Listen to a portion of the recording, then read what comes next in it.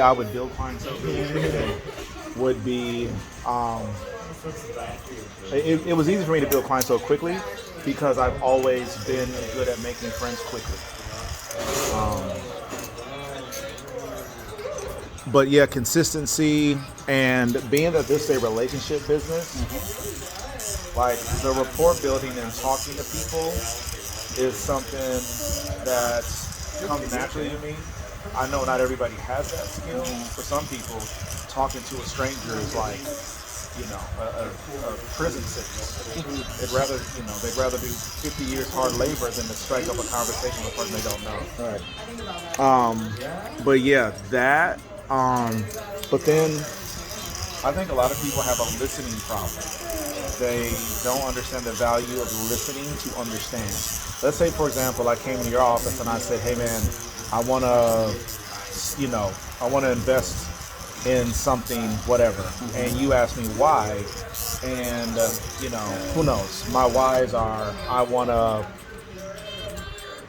be able to turn that money around and buy a Bugatti next year with it, right? If you're not listening to understand what exactly my goal was, because if I just told you I want to invest something, let's just say I want I call out something that's a long-term investment, but I'm telling you I want something with quick turnaround time. If you're not listening to understand, you're going to give me the long-term investment, even though I want something that I can turn my money around, you know what I mean? And it's the same thing with cutting hair. A lot of times people don't know the terminology and they'll just say, "Oh, I want this," when in actuality they're describing something different. And I think a lot of barbers make the mistake of not listening to understand. They listen just long enough. A lot of people don't listen; they just wait for you to stop talking. Yeah. You know what I mean? And that's how it is in this industry as well. A lot of people, whenever they come to me for the first time, they're like, "Oh yeah, the last barber didn't listen." Like that's what almost everyone says to me. That, "Oh, the last barber wasn't doing what I asked. They didn't do this. They didn't do that." And so the way I built rapport quickly, clientele and rapport even quickly, was by making sure I listened to exactly what the client is asking for. Because that's a fundamental key in any industry. When I worked at Sprint, T-Mobile, Sleep Number, like all the jobs I've had, my listening skills. I'm sorry, buddy. And domestic violence. Domestic violence is the key, right? You got to beat their ass. You're my client now. Yeah.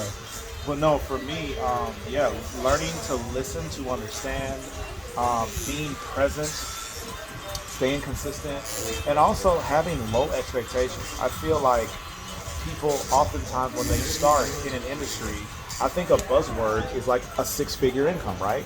Everybody wants to make six figures, of course, right?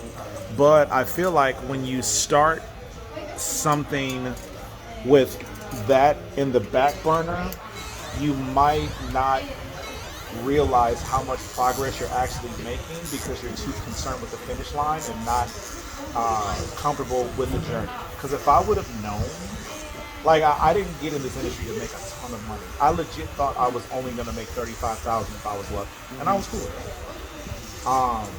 And so I don't know that if I knew now what I knew then, I don't know if I would have been able to see myself as being successful my first year or two, because I wasn't anywhere close to then what I make now. And I think if I had too lofty of expectations, I might have quit. And so I think it was helpful that I had realistic goals, because again, if I thought, "Man, I'm going to be a millionaire from cutting hair," well, my first year I only made 60,000. You know what I'm saying? 60,000 is a long way from a million. You know what I mean? But if I would have had unrealistic expectations in the beginning, even though I am completely happy with how I started off, if I would have had the expectation that I was going to make $1 million, I would have quit because I'm not anywhere close. So like the expectations and the expectations and the goals have to be relatively attainable, so that when you are having moderate success, it doesn't feel like a failure and it feels like a gain. And so what I don't have a roadmap on my series yet on how to build clientele, but it would involve something like realistic goal setting to minimize the risk of being discouraged, as well as that's you, Lorena. That's the boss. Oh my god! Oh my god! He was little. So this is a 3 and a 2. Should I do a 2 and a 1? No, I think that's good. This is good. Okay. Maybe in December we'll be good. Okay. I think that's But yeah, consistency. Here, I want him. I need to get. Oh yeah. But yeah, consistency. Here, put your this hand, and then yeah. But yeah, consistency, rapport building, and like communication.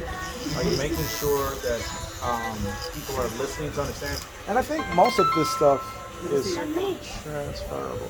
sorry.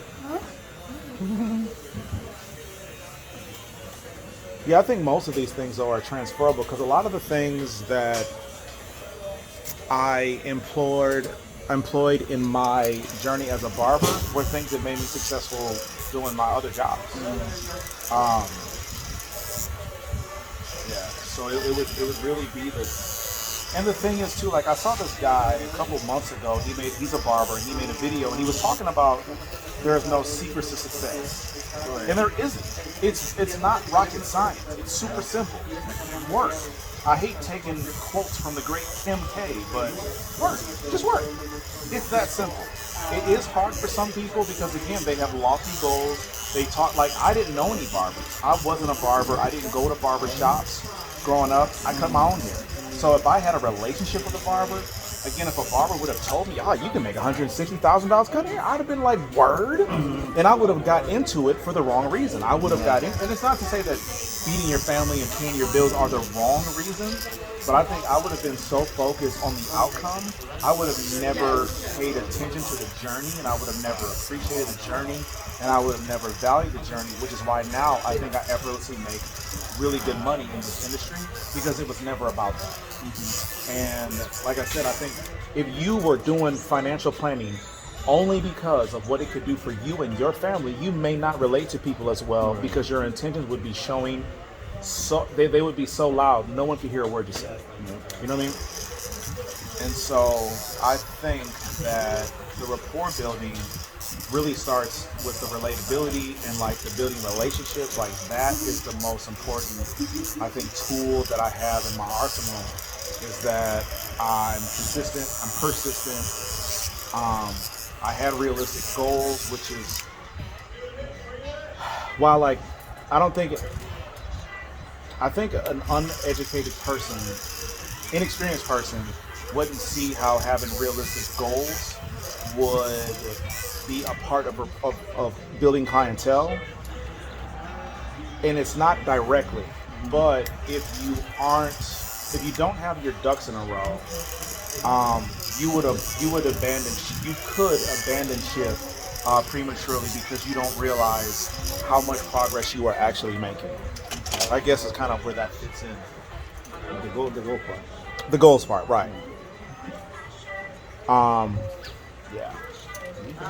I'm gonna clean them up a little bit. I thought Janice was talking to me right now. Oh, sorry, buddy. I'm just trying to clean you off, man. So, okay, let's say I'm a new barber, and I'm at the top 7 days a week. Yep. I understand that you may have some walk-ins and stuff like that. Yeah. But if you wanted to bring clientele faster, besides social media, what else somebody can do? So, do we keep it sideburns or get rid of them? Get rid of them. Okay. So, If you can. yeah. I know. It's on your system. Here, I'm sorry. Let me try again. I see him trying to get it. I think he's putting more hairs on it. Yeah. You're making it work. I got him. He's not crying this time. Yeah, he's crying less. Yeah, I would encourage a barber that you're saying outside of social media. Yeah, let's say, I don't know, like somebody is 18, they have the drive and try to be persistent. They've been here for 2 weeks, and maybe got 3 clients. Like how would you get new new people outside of social media? So it's kind of still one of the same what I said earlier. It's about rapport building. Because at the end of the day, this is a relationship business. How far do you guys drive to come see me? About 30 minutes. Okay. How many barbershops do you pass to come see me? I don't know. A few. I know at Several, least at two. least. Yeah, right? And the thing is, this is a relationship business just like what you do, right? Like, this is a relationship business. And so I would encourage people that do not have clientele, that are new barbers into the industry and are trying to build clientele, get comfortable striking up conversations with people that they've never met before. Go to gas stations, grocery stores, Walmart, Target, wherever. Yeah. Look for people that need a haircut and say, hey man, I don't know what your plans are, but I can take care of that today. Because I did that. I went to Y Taco. When I would see a person waiting on their food, I give them a business card. I would go down to that liquor store and I would pass out business cards. When they were going to Cumin, right next door to the barbershop, I would wait for mothers to get out the cars with 7 kids, and I say, I can get all of them right now. I would do it. I'm not laughing because it's funny. It's because, like you said, success is a language, right? So everybody speaks the same language. Absolutely. Because I like that. if we're to ask me, what do I need to be successful in my industry too, it's the same thing you're talking about. That's what I'm saying. Exactly. It's transfer. Dude, real estate. Eyebrows, nails, power washing your, I don't know, house, whatever. Being Landscape, any of those things. They all are. It's a universal language of success. You have to be willing to go out there and create opportunities, because I don't want to leave things to chance. I feel like leaving things to chance is a waste of my time. I can sit here and wait and hope that my luck is better than everybody else's, or I could go out and hustle harder than them, and I know that my results will be a direct result of my hustle. But if I sit here and I wait on the door and I wait for things to happen, then I'm at the mercy of the door, and I don't want to be at the mercy of the door. Playing defense. Exactly. You're reactionary, and I didn't quit my job, my stable job, to leave things to chance. I quit my job because they wanted to pay me this, but my productivity was this, but they treated me like it was this. You know what I'm saying? So like, I wanted to I wanted more control of my situation, which is why I quit. I would never put myself in a situation where I'm now in less control because I'm waiting on luck, chance, and like the stars to align. I've never had that. I've always had the worst outcomes. You know what I'm saying? And so now, what I would tell a barber trying to build their clientele is to take their business in their own hands. Don't sit on the door and wait and hope things happen. Because there are some Saturdays where we get 1 walk-in. There are some Tuesdays where we get 20. But I don't want to be at the mercy of what, fortune is going to give me. I want to go out there and create my own luck. So I would tell the same thing to new barbers, new real estate agents, new nail techs, new landscapers, new, whatever it is, whatever. Oh. There you go. No, he wasn't even complaining. He was listening to the conversation. Maybe he's blind. Maybe he can't see. Oh man, that's what happened to me. They didn't know I was blind until I was 8.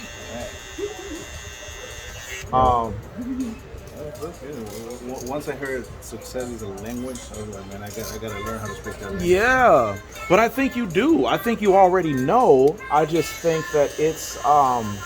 I think success is a language, and I think that language is action. It is action. It is habits. It is repetition. Right? Like I've heard. I can't remember who said this. Oh, it was. I sold cars for a month. I was terrible at it because I didn't know cars, and I didn't even want to be there. I wanted to be able to make money. And again, it was an example of me chasing the outcome and not the journey. I was chasing the destination. I was chasing the destination. I didn't care about the journey. And I realized I'm a journey guy. I need to enjoy what I'm doing in order for me to get the most out of it. And whether that's the paycheck or, whatever my end game is, in order for me to get the most out of anything, I have to enjoy what I'm doing. Otherwise, I'm going to give it less than half-ass effort. But he said something to me that I took with me everywhere I've gone. Consistency breaks down resistance. The more consistent you are, the less resistance you encounter. You're going to encounter a ton of it, but you'll start to get a bunch of yeses. And one of my supervisors when I worked at Sprint, on his last day, he was giving us a pep talk and telling us thank you for the time we spent together. And he quoted Yogi Berra. He said, I don't believe in luck, but the more I practice, the luckier I got. And that's what it's like to have good habits. When you constantly pass out business cards, you don't get lucky when someone comes in. You created that opportunity.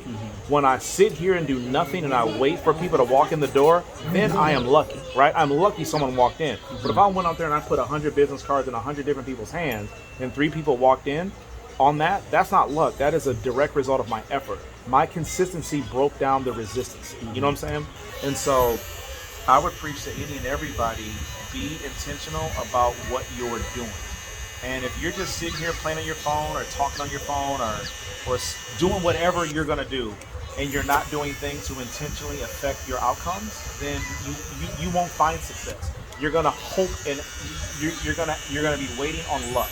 And I'm not lucky. I've never been. I'm sure I've had some things work out in my favor, but I don't feel like any have, unless I purposefully made an effort to make a change. I'm going to do that part last. I'll start on your haircut now. Give him a little bit of a break. Okay. Yeah, what'd you say? Oh, you listening? You eavesdropping. Tiff, do you agree, disagree?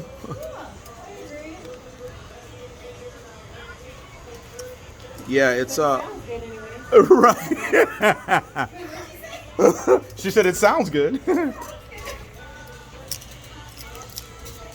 But yeah, it's really, and like my thing was when I had an employer, right? I used to always want overtime, and they would tell me I was on the budget. Like I want to work extra, but you don't want to pay me extra for my work, right. So you're going to cap my ability to make extra income because it doesn't fit in your budget. Cool, no problem. I cannot see myself leaving my employer or my relation. I left corporate America because they had too much control over what I could do, how much money I could make, when I could make it, when I could work. When I wanted a vacation or whatever, I had to get it approved, right? And they had so much control over my day to day. I said to myself, I'm done with all of that. Now, a lot of people quit their job and work for themselves because they don't like being told what to do. They don't like being told to work that minimum standard of expectation. That's honestly who mostly becomes barbers, are people that have to be brought up to the standard of productivity. But I was the opposite. I was an overachiever. I just felt like I was never appreciated or valued. So with that same mentality, I can't see myself working for myself and working less. I was willing to work as hard as you would allow me when I worked for those big companies. And so now it's like when I have the ability to write my own paycheck, essentially, like I would never work harder for another person than I would for myself. And that's what kind of freaks me out about people that become barbers, is they're more content with going to Amazon, letting Amazon pay them $17 an hour or whatever, and Amazon will set the standard and say, okay, this is your job description, this is what you need to be doing, blah blah blah. They will do that for 8 hours a day or 12 hours a day or whatever, but then when they come here and they have the ability to work for themselves and make as much money as they can decide, they don't pass out business cards, they don't market, they don't take pictures, they don't post them. They sit in their car and smoke weed 7 hours out of the day. And, they don't do any of that stuff. But it's like, well, what are you here for? You can do that at the house for free. Yeah. You know what I mean? And so for me, I just had the right mentality. I was more productive. Or I just knew I could be more productive for myself than I could be for anybody else. Because I don't know that I was making AT&T or any of these companies millions of dollars, but I know I was making them a lot more than they were paying me. Right. And so you think when you said barber, somebody wants to leave corporate America, is it mainly because they want the freedom I guess the freedom for somebody not to tell them what to do, but again, if they don't have the what you're talking about, the consistency and the discipline, Correct. I mean that's why you deal with people in whatever industry, right? In my industry or industry, like there's a high turnover. It's extremely high. Turnover is extremely high.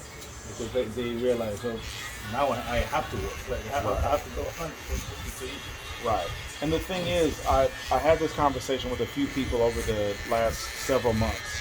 If you think about like Starbucks or any company you can think of, all of them have all of these departments that make that company exist, right? They got legal, they got HR, they got maintenance. Every company got maintenance. They got somebody cutting the grass outside the building, right? They got all these things. They got accounting. They got they got industry. They got aspects of the business that I've never heard of, right? Compliance. Like they got all this stuff to make that company what it is.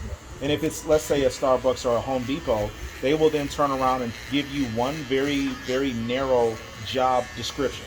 Sweep the hallways or make coffee or whatever, and they'll pay you a wage. And they have a level of expectation as to like how many cups of coffee you make an hour,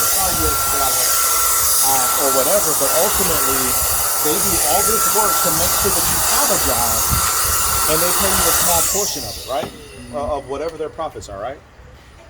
But when you work for yourself, you got to be your marketing director, you got to be HR, you got to be your scheduling, you got to be the accounts receivable, accounts payable, you know what I'm saying? Like all that stuff. You got to do all those things. But that's why you get to keep all the money. You know what I mean? But what happens is people come here and they want to be their own boss, only in spirit. They only want to be they only want the title of their own boss. But when we tell them, well, you got to get your own clients. Oh man, well, well, why don't you market more? It's like, because I do market plenty. I market for me. Yeah. You know what I mean? Because I'm my own boss. I had a guy, he was a client, ended up firing him, but I asked him to give us a heads up when he was coming and going. And he was like, why? I work for myself. And I said, yes, I'm fully aware of that. I know, because I don't pay you. You are absolutely employed by yourself.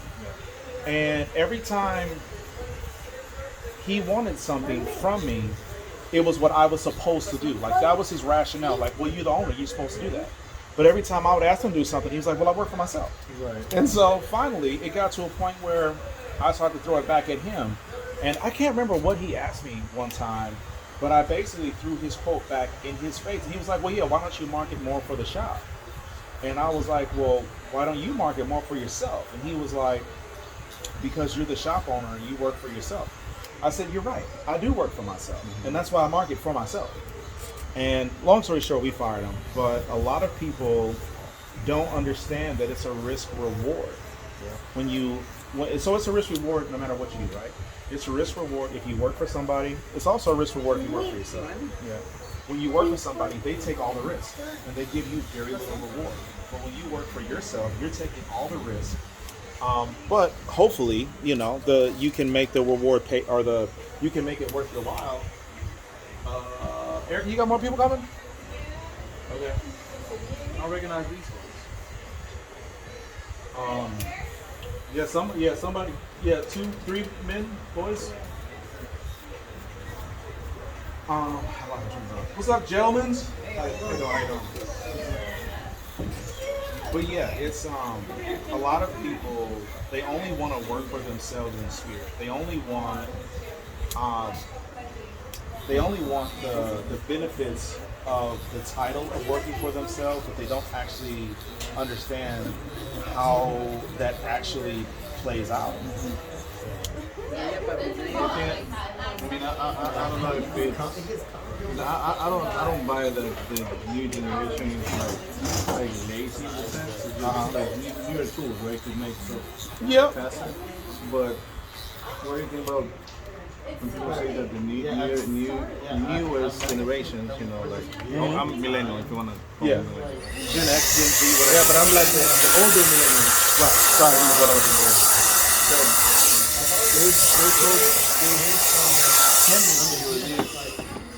Social contract again that everybody believes that we live in this microwave mentality. Yes, everybody wants things instantaneous. Yeah, I agree to that. Now, I'll say this. I agree. I don't think they're lazy. I don't think Right. the new generation is lazy. I think they're entitled. I think they don't understand the difference between being owed something and,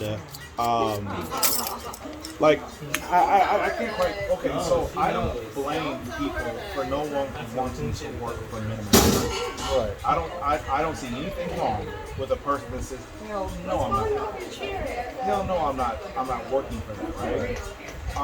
But I will say that I still have run into lazy people in this industry because you get to set your prices, you get to decide what you're going to work and all that stuff. And I still have people that won't do it. So while I don't blame anybody that's not going to go work at Whataburger for $12 an hour or whatever they're paying, I don't blame a person for quitting their restaurant job because they realize I'm being paid $2.13 an hour and I'm relying on people to tip me and they don't tip well. Whatever. I don't blame anybody that says my time is worth more than that. But what I don't understand is when you have the ability to set your hours and set the time or the value of your time and you still don't do it, that I don't get and I don't know what to call it. I think to a degree it is some laziness. But I don't think the things like I think it's called the Great Resignation around COVID, when people, they quit their jobs and they were getting government assistance, stuff like that. I don't have a problem with those people doing that because that's what our government is for. Our government is not to only take money from us and make us pay taxes and not give us anything in return. I don't think that's what the government is for. So I don't blame anybody that's like, hey, I pay taxes. I want my money back. You know what I mean? I don't have a problem with that. So I didn't have a problem with people getting, any assistance or whatever. And I don't have a problem with people holding out for fair wages. I don't have a problem with that. But I do have a problem when a person voluntarily decides they want to work for themselves and still don't work. That blows my mind. Carmen used to work for apartment company. And he was a secretary of apartment company. Okay. And I went in and did a PowerPoint on Saturday about financial education. And I saw a lot of able people that were receiving education, like the government space, Right. And I asked Carmen, like, they're not working, they cannot find a job. Right. Literally people told her, I'm just working 30 hours because if not, the government's gonna take this away. But I don't agree with that because that they try to. There's people that not the majority, of course, but if you come at 8, and then you can get a time job or whatever, and I guess it goes back to whatever you said the entitlement. That okay, I'm owed this because Sure. So when she told me they were choosing that. Yes. So, but here's the thing. Let's say I could get a job, right? But let's say I'm getting $1,000 a month with government assistance, or whatever that number is. Let's just say 1,000 for round numbers. Now, let's say if I could get a 40-hour-a-week full-time job, but my income, my take-home is only $2,000 a month after taxes and all that stuff, or I could get $1,000 a month from Uncle Sam if I only work 30 hours a week, and I could end up working 30 hours a week, bring home, say, $2,500 in addition to the $1,000 I'm getting. That is why people aren't going to work, because they're not being paid a livable wage that incentivizes them to work harder than they would be if they simply just took some government assistance. I agree that wages they need to go. Right, and that's the thing. I don't think we'd have this conversation if they were. I don't think we'd have this conversation. The CEO of Amazon made $32 billion during COVID, and they're cutting jobs. I don't think we're having the same conversation. The wealth gap between the really, really wealthy and you and I, immaculate. Yeah. I'm considered lower upper class, and I still struggle to pay my bills. I make a lot of money, and I still struggle to pay my bills. So it's like I don't blame anybody. I don't encourage it because I work every day. You know what I'm saying? Like I get out here and I do it. So, but it's because I have a closer, less turbulent path to being financially. I will never be financially free, but I have a clearer path to I don't know what the word is because it's not wealth, it's not comfort.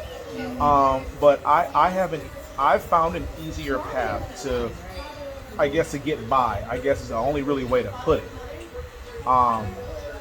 And so that's why to me that's not appealing. But if I were put in circumstances where my net income would increase if I worked less and got government assistance, and that was a quicker path to, I guess, comfort or sustainability, if that path was quicker than, say, going back to school, getting a bachelor's degree, to then make, say, if we're using the same example I had, if the difference between me making, an additional couple $1,000s a month meant that I had to take a step back for 4 years, I would probably be inclined to just staying where I was at, working 30 hours a week to get the $1,000 government assistance or whatever. Because we have made our society so unlivable and so untenable for so many people. I don't blame people that are now deciding to make the government clean up the mess. And here's the other thing: the government forces you to have insurance. You understand that, right? They force you to have auto insurance, right? Oh, yeah. But if you get into a car accident, the government also allows the auto insurance companies to gerrymander and rig it so that you rarely will get a payout. You know what I'm saying? The government is so corrupt and is in bed with so many different entities that they are absolutely profiting off of really poor people and making us really poor. The medical industry. Like big pharma, there's so many things that the government is complicit in driving our wages down and making it harder for us to live. I just a couple months ago, some lady was talking about they had a baby in Texas and it cost them over $600,000. That's crazy. A baby. Almost $600,000. Yeah, they're medical. You gotta pay. Yeah, what's up? Can he pay you Yeah. through a card reader? Can you? Yeah, get a card. Thank you. Go to the next lady. We're gonna pay me. $500,000 to a baby? I'm sorry? $500,000 to a baby? Yes. You get what I'm saying? And so it's I don't listen, man. I wouldn't say I don't respect a person because I would much rather just work, man. I love to work. I love what I do, right? But I'm fortunate. I'm fortunate that I found something I'm passionate about. But I don't blame anybody that says, "Hey, bro, this country is rigged." Yeah, and they make it so hard for so many people. I don't have any problem with anybody that says, "You know what? I'm good. I'm not gonna play this game. I'm gonna just take from it." And what's messed up is the government has us upsetting each other for taking those benefits that we are promised as Americans. You know what I'm saying? So I don't fault or I don't have any ill will toward anybody that would rather. I think you and I would agree that if you work hard enough and you put yourself in a situation where you could afford to get off of it, you probably live a better life, right? Yeah, and I guess that's probably how. Of course, it was just out of context. I guess in the past, okay, yeah. I understand that I probably I've been in necessity, but it's not my goal to stay there. Right, sure. Yeah, I'm a welfare kid. I was raised on welfare. I completely respect the process because my mom was on welfare until I was 7, I think. She got off and she took advantage of the situation and made a better life for me, my sister, and you know what I'm saying. But if it wasn't for those benefits, I don't know where or what I'd be. So I don't want to downplay that. I think those resources are absolutely vital for people that are in less than ideal circumstances. But no, I do know that there is some context missing with it. But I still feel the way I feel no matter what the context is. I would still encourage people to work and to give it your best shot and to be as productive as you can, because there's a good chance that you could probably make more for yourself than the government is going to give you, right? But I don't have a problem with anybody that's like, you know what, I'm good. This is all I need. Because the government is making us mad at each other. Well, I'm paying all these taxes and you're living on welfare, and I'm paying for that. It's like, yeah, but you know what else the government is doing to you? And you mad about that? You know what else our tax dollars are going to? And you mad about that? I would much rather make sure that Diago has a good meal at school than to build a highway that I'm never going to drive, or send someone else's kid to school that is going to be taught that black people were happy as slaves. Get the hell out of here with that. You know what I'm saying? Like, so no, I don't have any problem with my tax dollars going toward government assistance that's going to benefit a real person, as opposed to potentially giving someone or paying taxes to like programs that I may not even agree with. Yeah, no, like things like that, I don't have an issue. I mean, I guess as a 1099, I mean, like you said, try to take advantage of tax rates, like Right. they exist right now. I'm gonna do it, right? It's not, but not they're learning how to do it. Absolutely. That's what they do, right? Right. Without a 1099. Yeah, and I was talking to my brother because he was here, well, he's still here. And Is that sending you a message? I asked him, look, how do you feel about like almost 80% of taxes go to you guys? Because he was doing an audit. Wait a minute. Your brother is an IRS agent? No, he works for he's the army.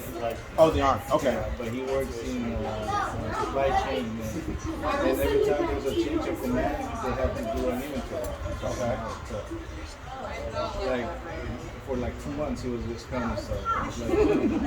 Like, millions of dollars that they want to account for. Right. I'm like, so what happened with those things? I'm like, sure, I don't know.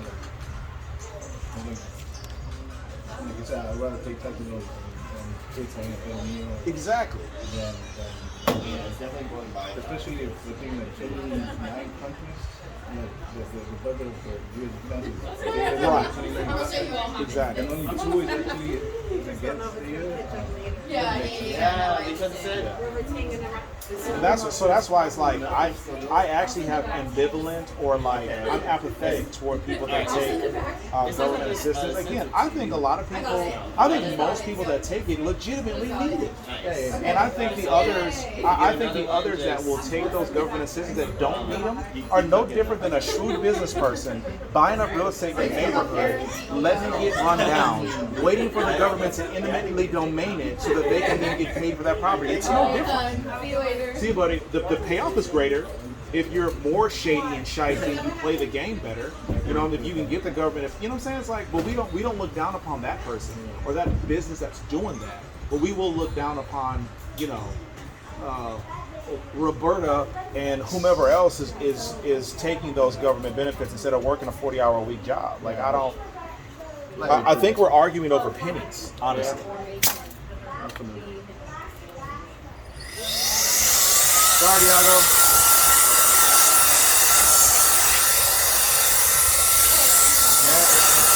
To me, when working with my grandma right now, to me it was crazy because I relate stuff to money and the stuff that I do, right? So she was in the hospital. My boy came in. And I'm like, hey, how are you? And the first thing she said, I already told him I don't want anything. I just keep thinking how much the bill is going to be. Seriously. Yeah, it's sad. So again, this is why I don't even question it, man. If people are like, you know what, I don't want to play this game the way they think everybody should put their head down and work. I don't have no problem with that, because they're going to take advantage of you at every turn. I heard this interview years ago. It was on NPR. They were talking about like social media, like free social media, and they were saying if there's no cost, you are the cost. Like Instagram is free, right? But you are paying with your information. You are the cost. And I think that way about the world, about America specifically. The people like when COVID was like at its peak, people were like, "See, the government trying to kill us," blah blah blah. Maybe they were. I don't agree with that. I don't see what am I worth to the government dead? Probably maybe a couple thousand. But alive, I'm worth millions. I'm gonna always be paying taxes for as long as I'm breathing. So I never fell for the hood. They're trying to kill us, man. They're trying to take us out. Population control. No. The more populous the government, the more people own America, the more taxes they're taking. Even if they're not taking it from our tax return, they're taking it at the gas pump. They're taking it at the grocery store. They're taking it at wherever you're going. You know what I'm saying? It's like I don't believe that we are worth more to them dead than we are alive, right? And then the companies or the industries that are embedded with big pharma, tobacco, NRA, like all this stuff, they can't make money if we're not alive to buy the stuff. If I don't need Xanax, big pharma is not benefiting. You know what I'm saying? And the government has all these agreements and have passed all these laws to make those companies and industries profitable. I don't see how I don't see the government is better off with us there. But that's my point. If it's just like Facebook, if they're going to let us use Facebook for free, we're exchanging that use of that service with our information, which is why Facebook now owes us $725 million, right? Because they were doing it illegally or unethically or whatever they termed it. I just trimmed the top. Do you want me to take a little bit more off? Or Yeah, just a little bit more? Okay. And so I don't think. But like I was saying, like Facebook, like all these social media platforms that are free to use, there is still a cost. And just because, and I see the same thing with being an American citizen, it costs for us to play this game. And I don't have a problem with anybody that's like, you know what, I'm good. I'm just not going to work. I'm gonna let the government pay me. I don't have a problem with that. Because, and if you look at it, those people are not eating T-bone steaks every night. Maybe they are. I don't. Then I'm gonna have to figure out how to do it myself. But like, it's not like they have a better circumstance that you can work yourself into. Is the thing. And so I get it, but I just think people are worried about the wrong things. Like people that are upset about people that would rather work 30 hours a week to keep their government benefits. You're listen. I've had Medicare or like marketplace insurance. It is hard to find somebody in network for that stuff. It's just not worth it. And so I think people that are concerned about that, like, man, you don't know what it's like to be broke enough where that's a good option for you.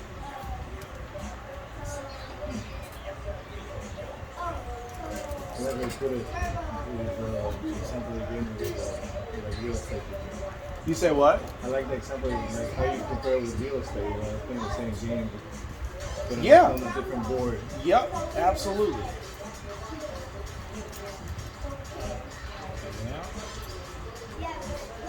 They always learn something over here. You don't know I'm a dummy.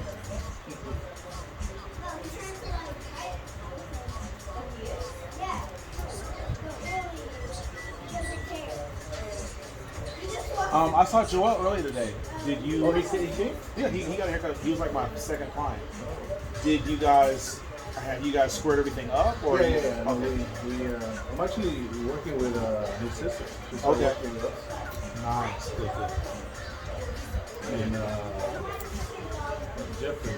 Jeffrey. Okay. like their mindset, man. Like, both of them. They were 2021 and Yep. their mindset is crazy. Like they wanna, they wanna create stuff. That's Yeah. something. I'm impressed with just by that. And Yeah. because they're not just talking about it, they're actually doing something. Right.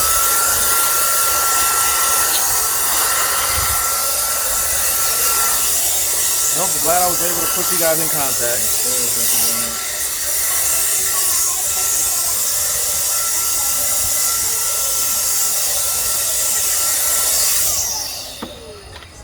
All right. See if that's low enough.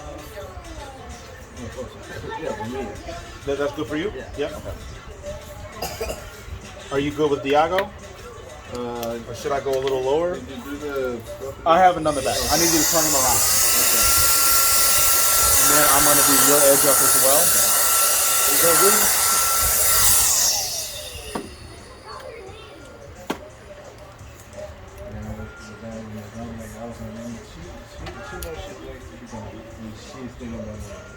She's thinking about what? And she said you're still thinking about money, Oh, about bills yeah. and stuff. And then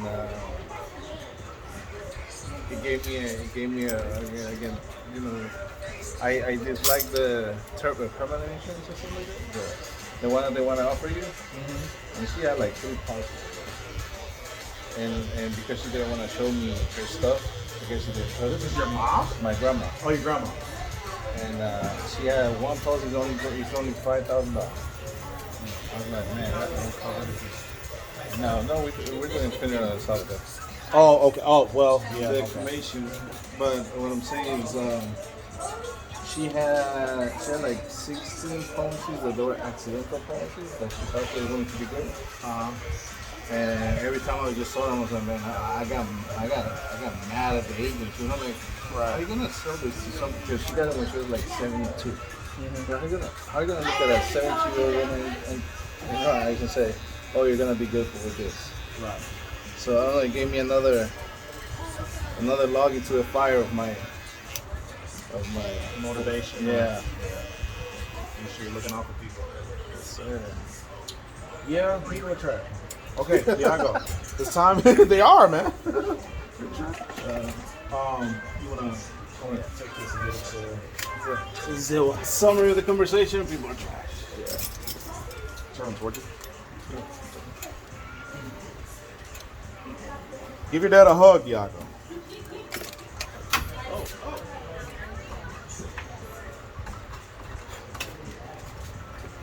Do your edge up, okay? Do the back of your neck, all right? And then I'm gonna clean this one. Well, there's already a Okay.